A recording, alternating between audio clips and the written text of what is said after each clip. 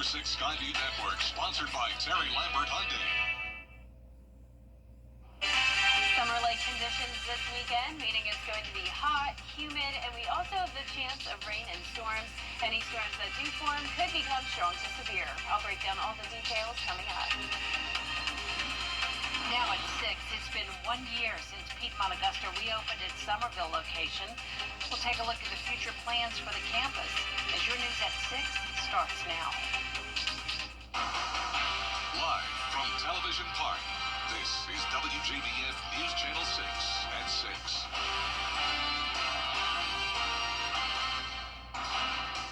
Good evening, everyone. I'm Jenny Montgomery. Brad is off tonight. Thanks so much for joining us. Coverage you can count on begins with some Augustans having headaches over ongoing construction downtown. Projects on Telfair Street are causing issues getting to the Bell Auditorium. An event is happening there tonight, and Richmond County graduations are coming up. Graham Lee's live outside the Bell Auditorium now, and Graham, this construction is having an impact on everybody heading downtown.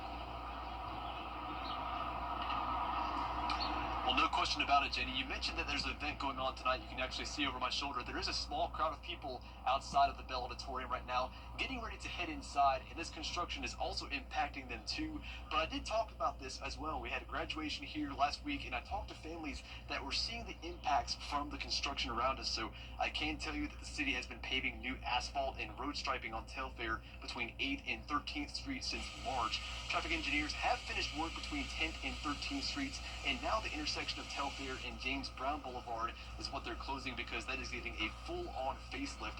Now, while some families were late to that graduation last week because of the construction, others that I talked to today tell me this construction has even forced them to close their own businesses.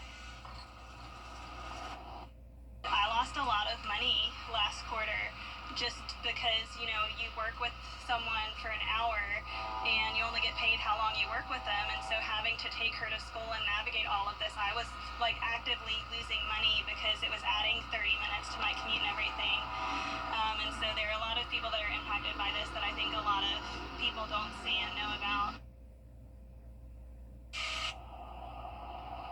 So traffic engineers tell me that the intersection of Telfair and James Brown will be closed for at least the next 2 months. In terms of the ways to get around it, you need to take the detour going from 10th to Green Street, and the best way to park around the Bell Auditorium will be going down 7th Street to the old parking lot across from the old James Brown Arena, and there's also the parking spaces you'll see available on the main roads as you drive around downtown. Live in Augusta, Graham Lee, WJBF, News Channel 6. And on a hot day like today, those traffic headaches are just even worse. Let's check in with our chief meteorologist, Jenna Petracci. And Jenna, it's set to be a hot weekend. That's right, Jenny. Today was definitely the hottest day of the week, but the temperatures aren't dropping off too much this weekend. So in honor of the heat, let's take a live look at our Terry Lambert Hyundai Skyview cam over at Myrtle Beach. Well, how's the beaches looking this weekend? Well, it's going to be pretty hot there too. 85 in Folly Beach, so a little bit cooler. 88 though over at Tybee Island and Myrtle Beach. Water temperatures anywhere from the low to upper 70s. Rip currents look good. And remember to layer on lots of sunscreen, whether you're going to the beach or staying here locally, just walking around outside, because the UV index will be high here as well. So today we actually came just 2 degrees shy of tying our record of 96 degrees set back in 1944. Augusta got to 94, and notice our low temperature was 69 today. That was also just 1 degree shy of our record of 70. Around the CSRA, we're currently in those upper 80s to low 90s. Augusta is now down to 92, 87 in Gibson, 90 in Lincoln, 92 in Waynesboro, and you can see the heat index is still in the upper 90s in some spots. Bamberg was feeling like 100 just a little bit ago, now feeling like 99. It's all because of these dew points in the 70s in some spots, so it's a very summer-like day. A lot of moisture in the air with a southwest breeze coming in at 8 miles per hour in Augusta, 11 in Aiken. You can see our satellite and radar showing some clouds passing by, but we're staying dry for now. We have a lot of active weather to our north, though. Severe thunderstorm watch along the coast and a tornado watch to our west, all along this cold front. That cold front will get closer to us as we head towards Saturday morning, bringing a chance of rain and storms. But in the meantime, enjoy your dry Friday night. You just may want to eat dinner inside because it will still be very warm and muggy at 80 degrees, even by the 9 o'clock hour. Looking ahead, you can see those rain chances on the rise. We even have the possibility of some strong to severe storms this weekend. with temperatures anywhere from the upper 80s to low 90s. I'll have a look at your futurecast and your 10-day forecast coming up. Back to you, Jenny. All right, thanks, Jenna. Another former Augusta commissioner has died.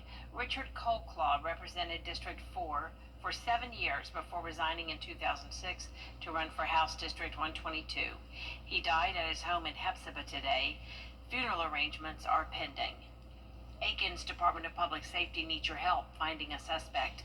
28-year-old Bennett Wiggins is wanted in connection to a hit and run that happened yesterday on East Pine Log at Powerhouse Road. He's also facing additional charges, including possession with intent to distribute marijuana. If you know where Wiggins is, call the Department of Public Safety at 803-642-7620. You can remain anonymous. It's been 1 year since Piedmont Augusta's Somerville campus reopened after being closed for 4 years. Isabella Moody spoke to hospital leaders about future plans for that hospital. Piedmont Augusta's Somerville campus reopened last May with the goal to continue to bring people in the community the best care. This isn't just reopening a hospital. We've put a lot of investment into this facility to ensure that patients that come here are getting the same level and standard of care that you would get at our Piedmont Augusta facility. Since reopening a year ago, the hospital has added an inpatient hospice program, moved the substance abuse rehab program to the Somerville campus, and opened and upgraded the MRI unit. It's crazy to think that it's already been a year, but it's just been so wonderful to see the community really welcome us to being back open and being able to serve the Augusta community. This is a wonderful way to cap off Healthcare Week. Being able to open up this campus and see it thrive is that it fulfills our Piedmont promise of making a positive difference in every life we've touched. Piedmont leaders say they continue to look for ways to add to the campus and help meet the needs of the community. For now, they want to focus on growing and improving the emergency and radiology department, inpatient services, and continue their partnership with Augusta Tech. One day we were sitting down looking at our numbers, and it really hit us as we looked across the Augusta community. All of the ERs were completely full, and there was one day where we saw 69 patients here. And if we weren't open, I posed the question, where would those patients have gone? Going forward, Piedmont hopes to grow the services on this campus and maintain patient-centered care. In Augusta, Isabella Moody, WJBF News Channel 6. Tonight, the plans for the old Reed School property have been finalized.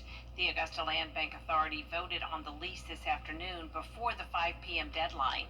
Plans call for the property to be converted into 40 affordable housing units, along with retail and community space. The terms of the lease were also approved, which included the length and rent. We'll have more from today's meeting coming up on News Channel 6 at 7. An increase in homestead exemption for both Columbia County and the Columbia County School District will head to voters in November. Both the school board and commissioners voted for the local delegation to create legislation proposing to increase the homestead exemption for Columbia County residents from $2,000 to $10,000 for both. That legislation was signed by Governor Brian Kemp this week. Coming up, tomorrow is Armed Forces Day. We'll preview tomorrow's big celebration in Columbia County when we return. Crime is complex. Change is always happening. It's part of life. Here at Xfinity, we want to do our part to keep one thing the same, with a 5-year price guarantee on our internet. So no matter how your other costs change, you get 5 years of the most reliable Wi-Fi with our best equipment included for a price that stays exactly the same.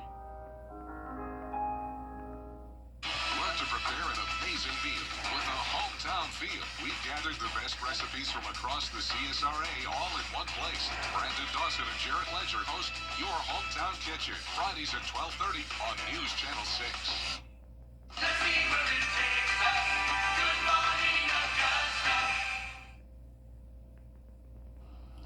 Happening now, the hurricane cleanup is continuing at Augusta Riverwalk. The closure began this week. It's expected to last 2 weeks.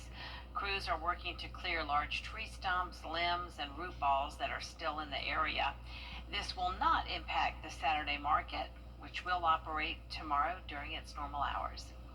Before Memorial Day weekend is Armed Forces Day. This weekend you can help honor our military heroes with a huge event in Evans. Thunder Over Evans is a free event and it's returning to Evans Town Center Park tomorrow. There'll be lots of live music, food, fireworks, and a heartfelt salute to service members. The event organizer suggests you bring ear protection and sunglasses for the drone show, fireball show, and the debut of another type of show. Now we've got a laser team that's coming in, and they're kind of like this new third arm that's going to fully incorporate in the show. So they get the time code, they see all the things that are happening, and they incorporate all these different colors of lasers into the show. So we're excited about that. We haven't seen it before. So it'll be new to us and new to everybody who attends. Gates open tomorrow at 5:30 in Evans Town Center Park. The fireworks start at 9:15. And there are a few road closures that you want to know about ahead of the event. Antebellum Way is now closed until midnight tomorrow.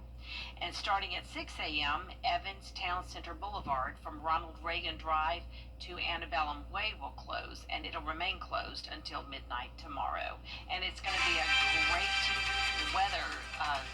weather-wise for tomorrow. Yeah, it's looking good, Jenny. It's still going to be hot and humid during the afternoon, but I am expecting dry conditions for Thunder Over Evans. Mostly clear skies, temperatures starting out in the 80s.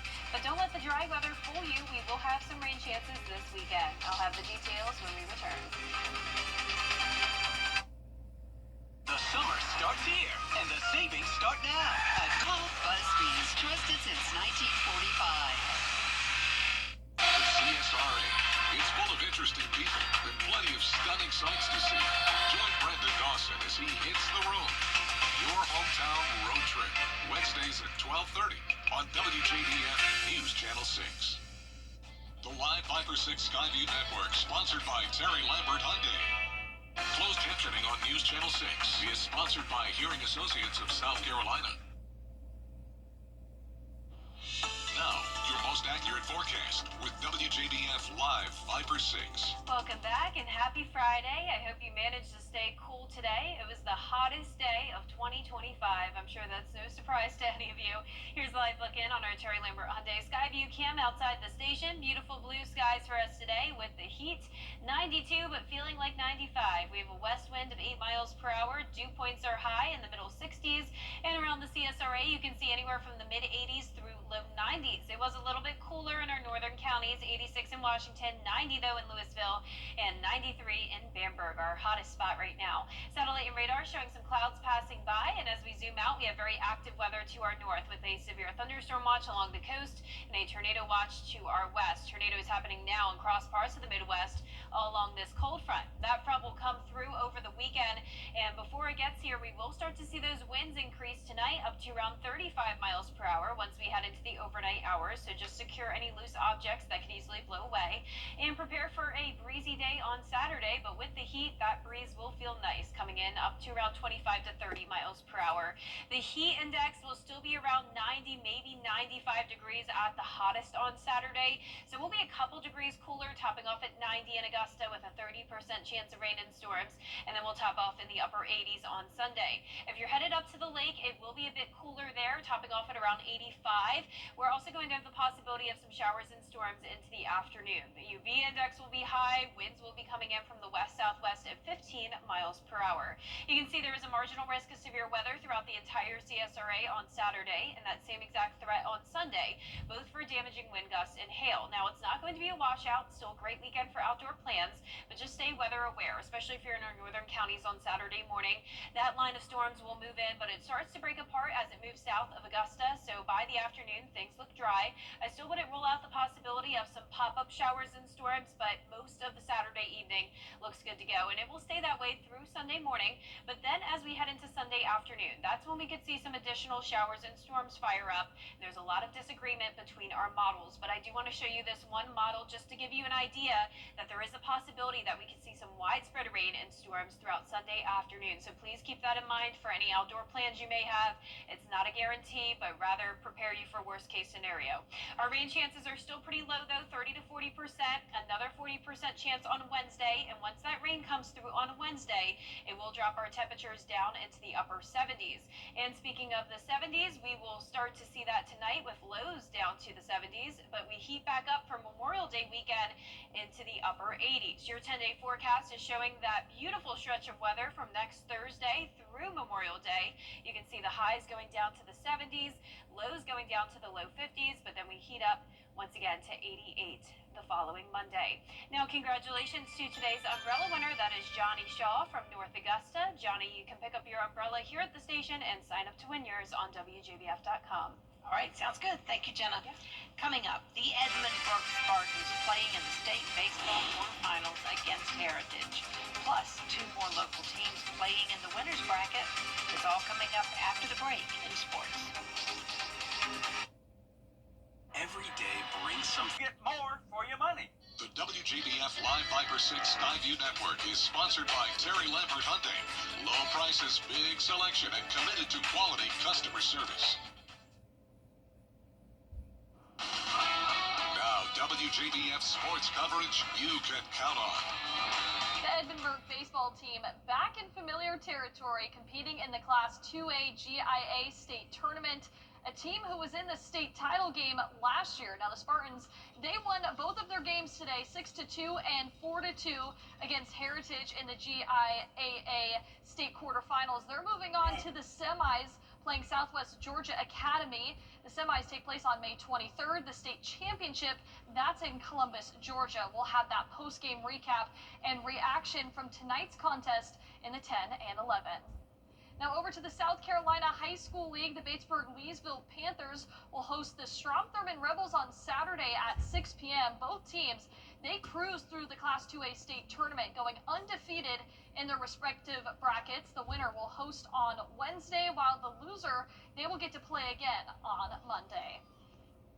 Now the 21-win Fox Creek baseball team will hit the road to face Anor on Saturday, 6:30 p.m. The Predators have their backs against the wall, though, in a winner-go-home game after their 6-1 loss to Oceanside Collegiate Academy. The winner plays on Monday. Now the South Carolina and Clemson softball teams continue on in the postseason, hosting their respective regionals. Now this is the Gamecocks' 25th trip to the NCAA tournament. 3rd consecutive year in a row in the postseason. Carolina, the number 8 seed, hosting Virginia, North Florida, and Elon, who that is their first round matchup. That game is going on right now. As for the Clemson Tigers, they're fresh off an ACC championship, hosting a regional for the 3rd time in 4 years. The Tigers are facing USC Upstate in their first round game. That game is tied right now 2-2. Kentucky and Northwestern, they're the other 2 teams in the regional, and we'll have those highlights for you in the 10 and 11. Now in minor league baseball, the Augusta Green Jackets, they continue their road trip against the Columbia Fireflies. They've won 2 out of their last 3 games against the Fireflies so far. First pitch tonight at 7 p.m. Then they will be back at home on May 20th against Charleston in the beautiful SRP Park, Jenny. It is. All right. Thanks so much, Gianna, and we'll be right back. With McValue at McDonald's, the most trusted, most accurate, most watched weather team, Live Viper 6. Weather coverage you can count on. With McValue at McDonald's, you get deals on drinks when that afternoon flow has you nodding off. Beat the heat this summer at McDonald's and try the new delicious Hershey's Chocolate Chip Frappe. Our final forecast showing that chance of rain and storms Saturday through Monday, drying out on Tuesday, then another rain chance on Wednesday, followed by beautiful weather Thursday into Memorial Day weekend. We'll have a brief cool down, but then warm right back up. It would be a bold step to rename a town after a cherished nickname. In fact, it might be downright groovy out there somewhere with George Escala. Grovetown has been around since 1881, but by Georgia standards, that's not that old. Comparatively, we are a little bit younger, but don't let that fool you. There's so much history here and so much to learn and discover about our city. Younger and hipper? A little bit hipper, yeah. In Grovetown, being young and hip, some residents have adopted an affectionate nickname for it. Groovy Town. Groovy Town. Groovy Town, yeah. Hey, I'm older, I'm not dead. Groovy Town is good. But could Groovy Town be replacing Grovetown? According to social media, there's been a motion to make Groovy Town the new name. To have it Groovy Town? I mean, to me, I'd rather leave it at Grovetown. Sure. You would like Groovy Town? Sure. No, not really. You don't like Groovy Town? It's okay. We went to Grovetown City Hall to see if there's been a motion to officially change the name to Groovy Town. As groovy as we are, as growing as we are, as happening as we are here in the city of Grovetown, no one has made an official motion to rename us anything other than the city of Grovetown. So, like I said, as groovy as we might be, it's not in the plans. Oh, really? Oh. Should have known. There's an opportunity for you if you want to. Yeah. You gonna petition to be Groovy Town? I won't go that far. But by any name, this is a groovy place. Out there somewhere in Grovetown, George Escala, WJBF News Channel 6. Yeah, it's a great little nickname, Groovy Town. Yeah, I think we can keep the nickname. Yeah, We'll keep the official name as well. I like it. Well, that's our report for now, everybody. We do thank you for joining us. News Channel 6 continues at 7 o'clock right after World News Tonight, and then we'll be back for News Channel 6 at 11. Have a great weekend.